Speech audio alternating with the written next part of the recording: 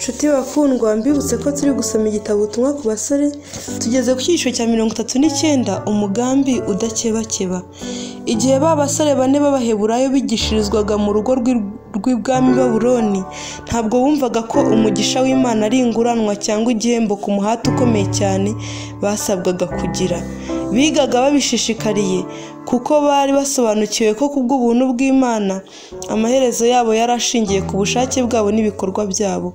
Ubushobozi bwabo bwose bagombaga kubushyira mu murimo bakoraga, kandi kubwo gukoresha imbaraga zabo babyitayeho bagombaga gukoresha amahirwe akomeye bari bafite bakiga kandi bagakora. Gukorana n'Imana. Mu gihe abo basore bakoraga basohozaga iby'agakiza kabo, Imana yabakoreragamo ngo bakunde kandi bakore ibyo yishimira.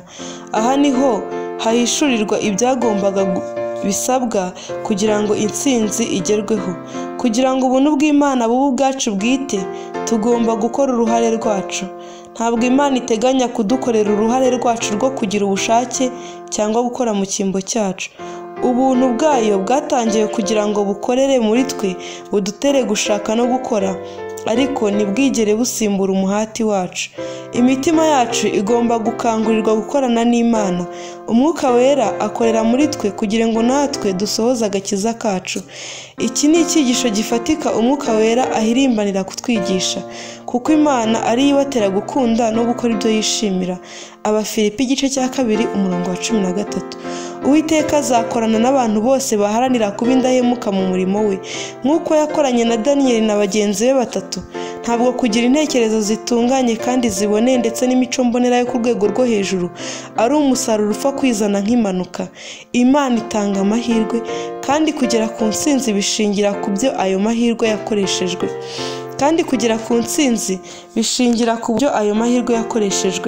Aho Imana idukinguriye amayira, tugomba kuhasobanukirwa byihuse kandi tukahinjira dutwarana. Hariho abantu benshi bashobora kuba abantu b'ibirangirire iyaba bishingikirizaga ku Mana. Kubw'ubuntu bwayo babasha kuba abaneshi, kandi ngo ibahe imbaraga zo gukora neza umurimo wabo nk'uko byagenze kuri Daniyeli. Umurimo ushyizeho umutima wawe wose. Basore, nimwe mbwira mu bindahemuka. Umurimo mukora muwushyireho umutima. Ntimukigane umuntu w'umunyabute kandi ukora umurimo utuzuye. Ibikorwa bisubiyemo kenshi bihinduka ingeso, kandi izo ngeso zihinduka imico. Nimukora inshingano nto mugira mu buzima mufite kwihangana. Uko murushaho guha agaciro gake akamaro ko kuba indahemuka mu nshingano nto muhabwa, niko imico yanyu itazubakwa mu buryo bushimishije. Inshingano yose ni ingirakamaro mu maso y'Ishobora byose. Uwiteka yaravuze ati, ukiranutse ku cyoroheje aba akiranutse no mu gikomeye. Luka igice cya 16 umurongo wa 10. Mu buzima bw'umukristo nyakuri nta bidahabwa agaciro. Abantu benshi bavuga ko abakristo bakora ibihabanye n'imigambi y'Imana. Benshi bategereje ko hari umurimo ukomeye cyane bahabwa. Buri munsi batakaza amahirwe bafite yo kwerekana ko ari indahemuka ku Mana. Buri munsi bananirwa gusohoza inshingano nto bafite mu buzima bashyizeho umutima wabo wose, kuko bazifata nk'izidafite agaciro. Mu gihe baba bategereje guhabwa umurimo ukomeye cyane, bashobora kugaragarizamo za mpano zikomeye bavuga ko bafite, bityo bakaba bageze ku cyo bifuza, ubuzima bwabo burazima. Nshuti basore, nimukora umurimo ubegereye. Nimwerekeze intekerezo zanyu ku mirimo yoroheje isaba gukorwa iri hafi yanyu. Nimushyire intekerezo zanyu n'imitima yanyu mu gukora uyu murimo. Nimuhatire intekerezo zanyu gukorana ubwenge mu byo mushobora gukora iwanyu muhira. Nibiba bityo, muzaba mwitegurira kuba ingirakamaro biruseho. Nimwibuke ibyanditswe byera byerekeye umwami Hezekiya bigira biti, mu byo yatangiye gukora byose yabikoranaga umwete wose akabisohoza. Igitabo cya 2 cy'ibyo ku ngoma, igice cya 31 umurongo wa 21. Agaciro ko gushyira umutima ku byo ukora. Ubushobozi bwo guhanga intekerezo ku murimo uri gukora ni umugisha ukomeye. Abasore bubaha Imana bakwiriye gushishikarira gusohoza inshingano zabo bazitayeho kandi bazizirikana. Bakwiriye gukomeza kwerekeza intekerezo zabo mu muyoboro mwiza, kandi bagakora uko bashoboye kose. Bakwiriye kumenya inshingano bafite muri iki gihe kandi bakazisohoza batemerera intekerezo zabo kujya hirya no hino. Iyi myitwarire yuje ubwenge izafasha kandi izana inyungu mu buzima bwose. Abantu biga gushyira intekerezo zabo mu kintu cyose biyemeje gukora, uko umurimo wagaragara ko ari muto kose, bazaba abantu b'ingirakamaro mu isi. Nshuti basore, ntimugakebakebe kandi nimwihangane, mukenyere mu mitima yanyu. Urwandiko rwa mbere rwa Petero, igice cya 1 umurongo wa 13. Muhagarare nka Daniyeli wa muheburayo w'indahemuka wagambiriye mu mutima we kuba indahemuka ku Mana. Nimugahemukira ababyeyi banyu n'inshuti zanyu, kandi hariho undi mugomba kwibuka. Ntimugahemukire wa wundi wabakunze cyane, bigatuma atanga ubugingo bwe kugira ngo bishoboke ko mwaba abakozi bakorana n'Imana.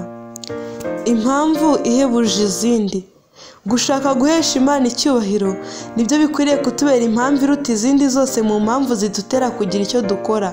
Iyi mpamvu yagombye kudutera gukoresha imbaraga zose ngo dukoreshe neza amahirwe n'uburyo duhabwa kugira ngo tubashe gusobanukirwa uko twakora neza iby'Uwiteka. Iyi mpamvu yagombye gutuma intekerezo, amagufwa n'imyakura byacu bikomeza kumererwa neza kurushaho, kugira ngo imbaraga zacu z'umubiri no guhuguka k'ubwenge bidutere kuba ibisonga bikiranuka. Iyo gushaka inyungu zishingiye ku kwikanyiza bihawe icyicaro ngo bikore, bigwabiza intekerezo kandi bikanangira umutima. Iyo bene uwo mutima wemerewe gutegeka, urimbura imbaraga z'imico mbonera. Ubwo nibwo habaho kubura kw'icyari cyitezwe ku muntu. Imana yahaye Daniyeli kugera ku ntsinzi, niyo iha intsinzi nyakuri abagabo n'abagore. Iyasomaga umutima wa Daniyeli yarebye ubutungane bwabaga mu migambi y'umugaragu wayo no kwiyemeza kuyubahisha, maze birayishimisha. Abantu basohoza umugambi w'Imana mu buzima bwabo bagomba gukorana umwete bakitangira bamaramaje gusohoza inshingano yose Imana ibaha. Ibyishimo biramba. Ku nzira igoranye igana mu bugingo buhoraho hari amasoko y'ibyishimo abereyeho guhembura abarushye n'abananiwe. Haba no mu bihe by'akarengane, abantu bagendera mu nzira z'ubwenge bagira ibyishimo bisaze, kuko ubugingo bwabo bukunda abagenda iruhande ariko batamurebesha amaso. Kuri buri ntambwe yose izamuka batera, barushaho gusobanukirwa neza nuko abafashe ukuboko, kandi kuri buri ntambwe imirasire irabagirana y'ubwiza iva kwitabonwa imurika mu nzira yabo, bityo bagahanika indirimbo zabo zo gusingiza zikagera hejuru cyane, zikaba urwunge n'indirimbo z'abamarayika imbere y'intebe y'Imana. Amen.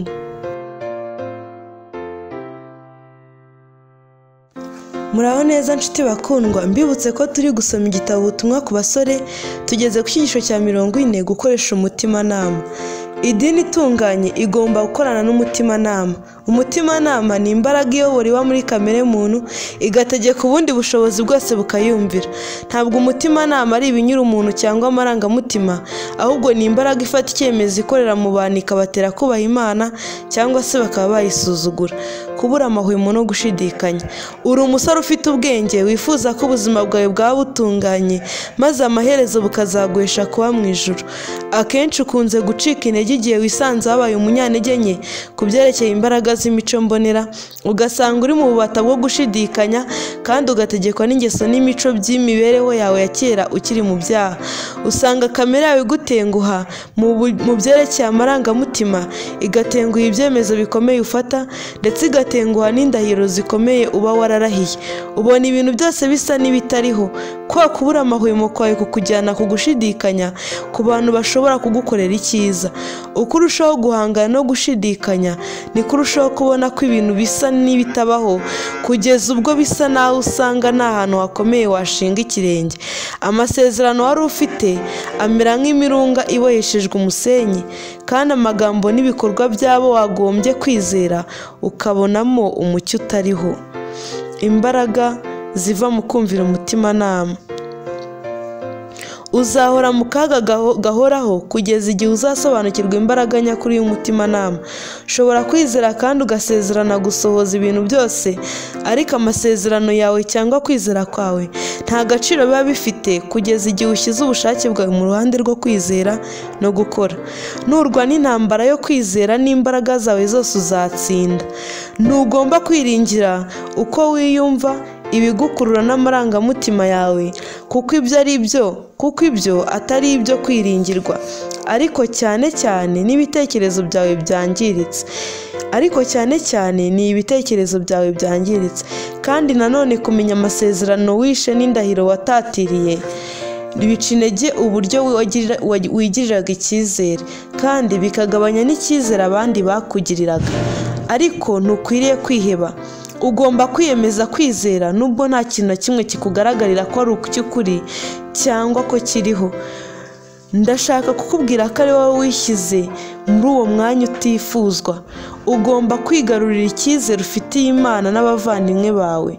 Nahawe kwegurira ubushake bwawe mu bushake bwa Yesu Kristo, kandi uko ugenza utyo Imana izahita ifata icyicaro maze igutere gukunda no gukora ibyo yishimira.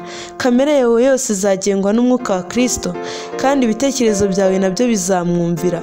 Ntushobora gutegeka imbaraga za kamere yawe zigusunikira kugira icyo ukora, cyangwa ngo utegeke amarangamutima yawe nk'uko ubyifuza, ariko ushobora gutegeka umutimanama wawe, ndetse ushobora guhinduka wese mu bugingo bwawe. Kubwo kwegurira Kristo umutimanama wawe, ubugingo bwawe buzahishanwa na Kristo mu Mana, kandi bwomatanywe n'imbaraga isumba abatware n'abafite ubushobozi bose.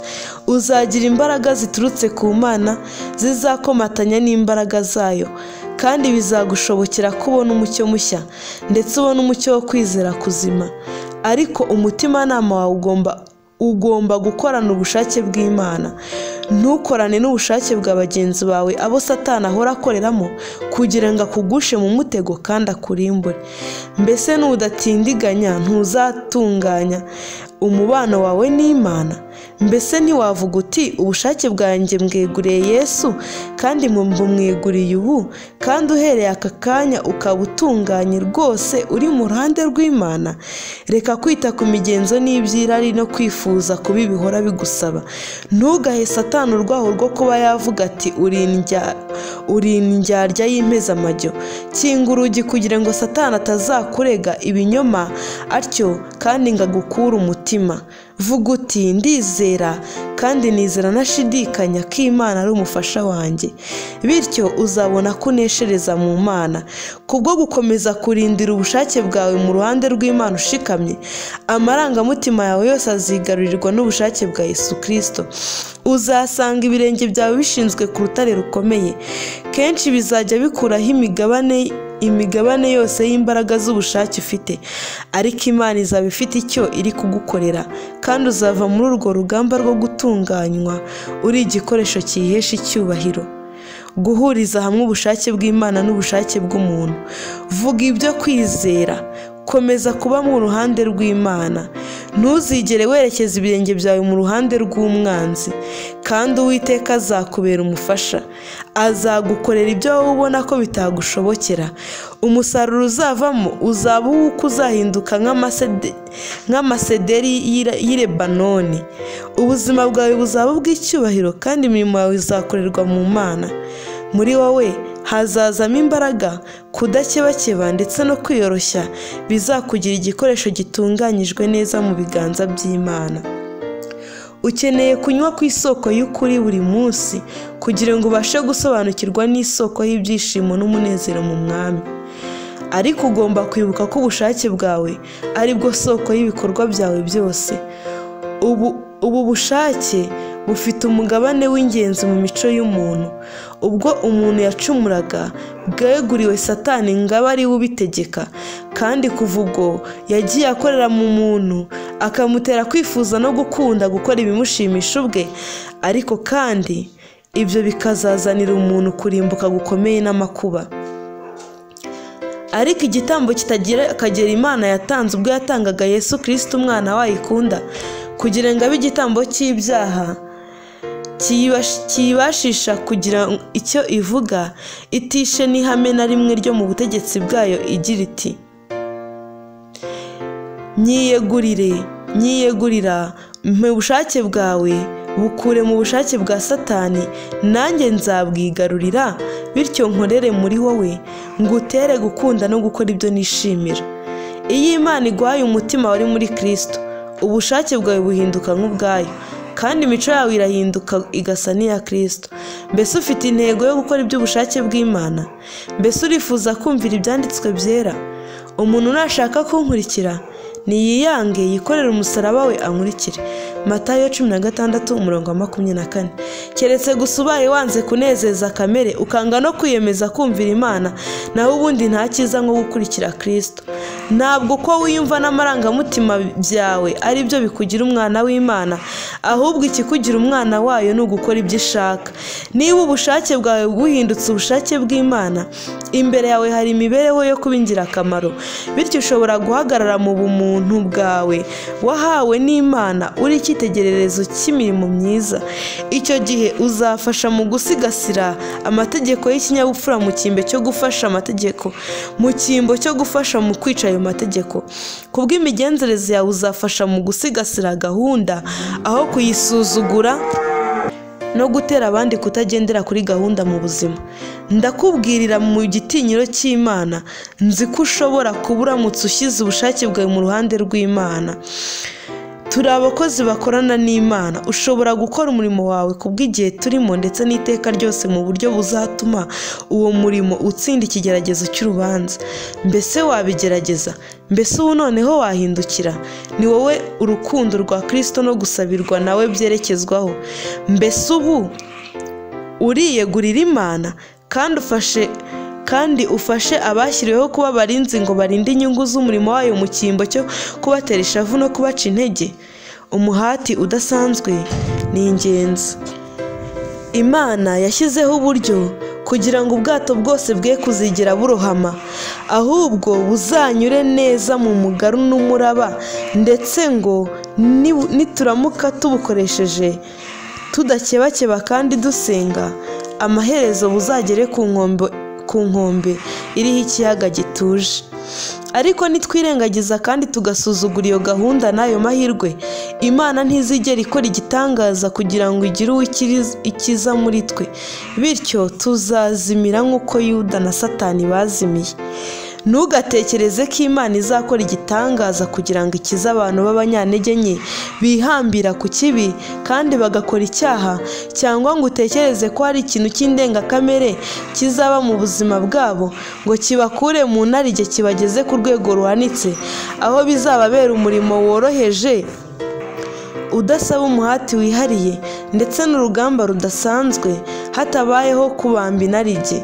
Ibyo ntukabitekereze, kuko abantu bose batinda bagakinira ku rubuga rwa Satani kugira ngo ibyo bikorwe. Bazarimbukana n'inkozi z'ibibi, bazarimburwa bibatunguye kandi nta kizabarokora.